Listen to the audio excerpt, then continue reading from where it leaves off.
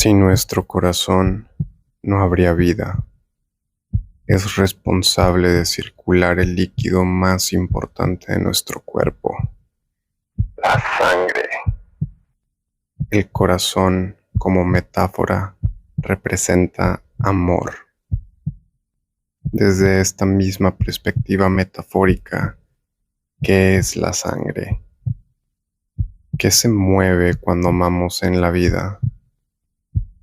Vitalidad, pasión, creatividad, emoción, energía abundante.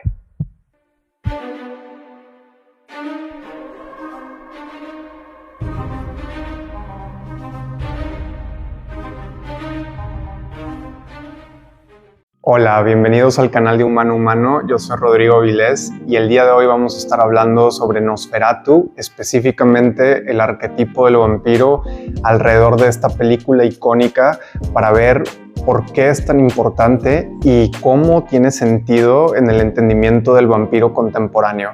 En el psicoanálisis junguiano consideramos que los mitos existen, obviamente porque la humanidad los creó y sin la humanidad no habría mitos, pero también no serían populares si no correspondiera internamente a algo que todos tratamos de entender, pero conscientemente nos es difícil ponerlo en palabras. A esto pues viene la importancia de la metáfora y el uso de las historias para entender profundamente no nada más a nosotros mismos, pero también cómo funciona la realidad. Y es así como vamos a poder examinar el simbolismo que existe en Nosferatu y qué es lo que nos está tratando de decir para nuestro entendimiento práctico. Ahora vamos a dar un poco de antecedentes a cómo llegó a existir esta película de Nosferatu. Existen muchos mitos en la historia donde hablan de estos personajes o demonios que están sedientos de sangre. No es hasta alrededor de los 1800 que vemos las primeras definiciones y el uso de la palabra vampiro. Y no es hasta la novela de Bram Stoker, Drácula, que da inicio a este vampiro contemporáneo como lo conocemos ahora. Si han visto esa película o han leído la novela, podrían ver que exactamente es prácticamente lo mismo que vieron en Nosferatu, con unos cambios bastante relevantes, pero yo creo que se ajustaron mejor que incluso la película inicial. Ahora, antes de entender exactamente el análisis que vamos a hacer de la película, tenemos que iniciar con el entendimiento individual de qué significa ser un vampiro y también qué significa ser la víctima del vampiro. Como escucharon en la introducción, la vitalidad es lo que nos referimos simbólicamente como la sangre. Y también, como ya expliqué, que es muy importante entender a qué está haciendo énfasis dentro de nosotros para entender cómo funciona externamente y viceversa. Para entender la vitalidad y las emociones más sutiles como el amor, pues tenemos que entender qué es una emoción. Una emoción es energía en movimiento, emoción. Entonces tenemos que ver que cómo se comporta la energía externamente en la vida y en la física es exactamente igual en cómo se va a representar en la energía de nuestras emociones. Por ejemplo, tenemos un átomo. El átomo tiene propiedades positivas, negativas y neutras. Entonces podemos ver que hay energías o emociones que prácticamente son muy negativas o destructivas y hay emociones que tienen ese amor que da vitalidad, o sea, la sangre. Y estas emociones negativas, si son lo contrario, entonces carecen de la vitalidad. Entonces el vampiro real es este narcisismo que ataca y manipula porque no puede generar su propia vitalidad, entonces tiene que fijarse en las personas que tienen vitalidad para poder sentirse vivo de alguna forma.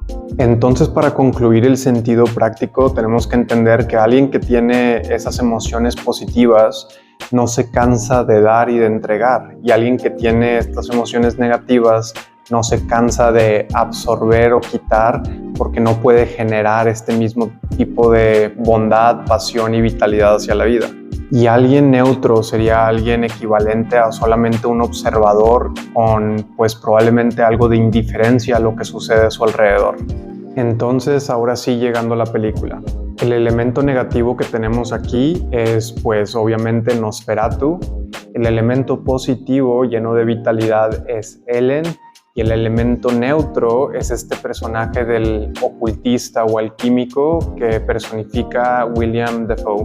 Vemos que estos personajes llenos de vitalidad, no solamente Ellen, pero también su esposo, se ven siendo manipulados por esta oscuridad, porque así funciona también en la vida real. Cuando alguien está lleno de vida y quiere pues dar, entregar, crear una casa, trabajar, muchas veces estas intenciones inocentes son manipuladas pues por narcisistas o incluso psicópatas que pues se podría ver como los vampiros reales con los que lidiamos pues de día a día. Entonces vemos cómo Ellen al comienzo de la película despierta este mal ancestral que es Nosferatu, porque hace un llamado de desesperación. Este llamado de desesperación es causado porque es empujada fuera de la sociedad y visto como rara por la vitalidad que tenía y la conexión especial que tiene con estos elementos más sutiles de la vida o espirituales casi. Podríamos decir que al comienzo de la película pensamos que Ellen ya está a punto de convertirse en un vampiro o que está iniciando su proceso de convertirse en un vampiro porque necesitaba de alguien para poder recuperarse. Pero a diferencia de un vampiro, el estar en esas emociones negativas pero tener la iniciativa de ver la vida de una forma mejor es lo que le ayuda a que su esposo sí pueda sacarla de ese espacio oscuro y volver a apreciar y tener pues una normalidad en la vida en general. Porque primero que nada hay que entender que todos necesitamos a más personas a nuestro alrededor para alimentarnos, especialmente cuando estamos en un estado muy bajo. Pero aquí el problema es cuando estás atrapada o atrapado en estas costumbres repetitivas que no te permiten disfrutar la vida y que lo único que te queda es atacar a otras personas como un tipo de diversión, y por eso hago énfasis en la psicopatía o en el narcisismo. Entonces podemos ver que tanto su esposo como ella están llenos de esta vitalidad. El esposo, por estar recién casado, quiere darle una casa donde pueda vivir a gusto y tener suficiente dinero, pero es esta misma intención que es manipulada por la oscuridad, porque también así funciona justo esto de lo que estamos hablando de los problemas psicológicos. Entonces vemos como un vampiro real no tiene vitalidad, es casi un cadáver por sí solo. Y no es hasta que llega su esposo a hacer esta transacción que empieza a beber de su sangre, de su vitalidad y agarrar fuerzas para ahora sí consumir la presa máxima que era Ellen. En muchas películas hemos visto que después de que te muerde un vampiro, te conviertes también en un vampiro, pero en esta película específicamente no pasa eso. ¿Por qué? Porque hace énfasis específicamente a lo que estamos hablando. El esposo de Ellen tiene tanta vitalidad y que tiene esa necesidad de protección y como quiera de seguir dando su ser hacia su esposa, que lo mantiene en vivo y hace que llegue a casa.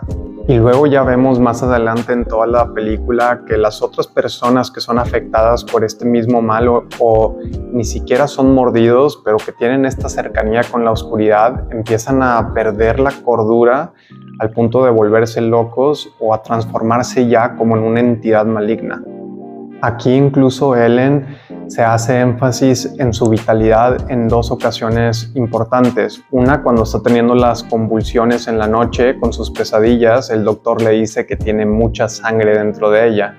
Y en otra ocasión con su mejor amiga, cuando hace como casi un poema hablando de la naturaleza y cómo sentía una conexión con que había algo más grande que todos nosotros sucediendo en la vida. Aparte de consumir sangre, también necesitan una invitación para poder entrar a que eso suceda. Y aquí se ve en la película cómo se le presiona a Ellen a volver a reiniciar su promesa de unión con Nosferatu.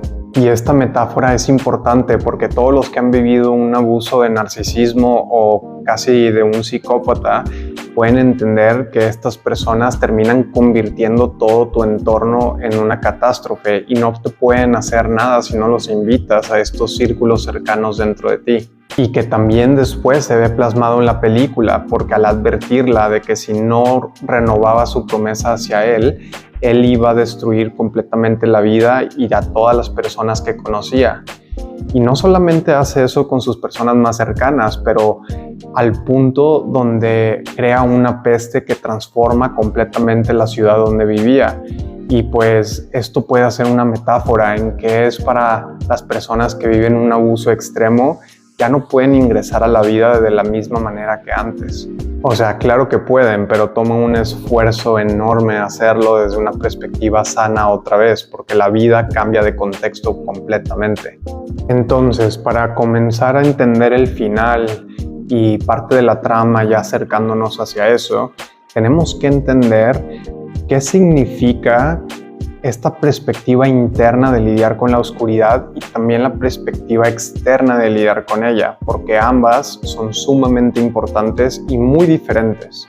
Pues externamente ya dijimos todo esto de la psicopatía o el narcisismo o estas personas manipuladoras que no tienen vitalidad, pero pues eso creo que todos tenemos una idea de cómo lidiar con ellos. Es apartarte y nunca darles la bienvenida a tus círculos sociales, como ya habíamos dicho. Pero ahora hay que entenderlo desde esa perspectiva interna. La perspectiva interna es completamente distinta porque requiere que, de hecho, le demos la bienvenida de forma voluntaria a nuestros problemas y a las cosas que no podemos ver dentro de nosotros. Porque muchas veces cuando queremos estar en paz y vivimos ansiedad crónica, etc., tenemos que poder ver estos problemas para poder pues detalladamente saber qué los causó y así hacer algo al respecto que tenga relevancia y crear un cambio significante en nuestras vidas. O sea, lo que voy es a raíz de verlos.